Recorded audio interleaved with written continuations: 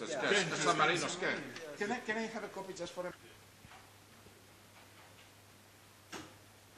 Professor Almar, thank you very much for coming to Italy and for attending the San Marino conference on SETI. I would like to ask you some questions. First of all, you have been long involved with the activities of the International Academy of Astronautics. What do you think about the possibility of receiving an extraterrestrial message?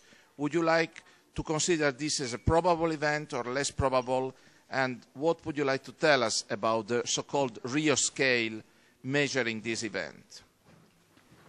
Actually, nobody knows the answer, whether it is a probable or an improbable event, but it is without doubt that it would be one of the most important events in the history of mankind to discover an alien civilization. And there is another point. We are looking after life on other planets with different means, but these planets all belong to the solar system, and all the research which is done by space probes is very limited in scope, because we can go to Mars, we can visit probably the outer solar system, but it is very difficult to go to the exoplanets, to stellar distances.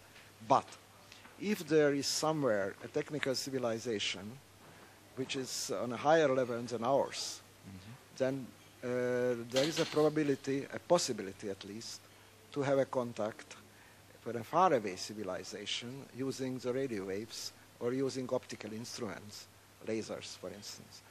And that opportunity should be used, and this is the SETI actually, should be used, because otherwise the whole galaxy, which has 100 billion stars, could not be explored after life of different kinds. Certainly. Now, Thank you. Speaking about the Rio scale, that's a different thing. Let us suppose that somebody discovers something, either some traces of an alien civilization, traces of a civilization which lived sometimes in the past, or an active civilization, or a message. These are very different, these have a very different character, and the influence of such a discovery on mankind would be very different. Yes. And the Rio scale is actually scaling the consequences of such a discovery from a very primitive one to a very sophisticated one. It is useful for the discussion, because we are discussing the consequences of such a discovery, and we are discussing the consequences. We should know exactly what we are speaking of.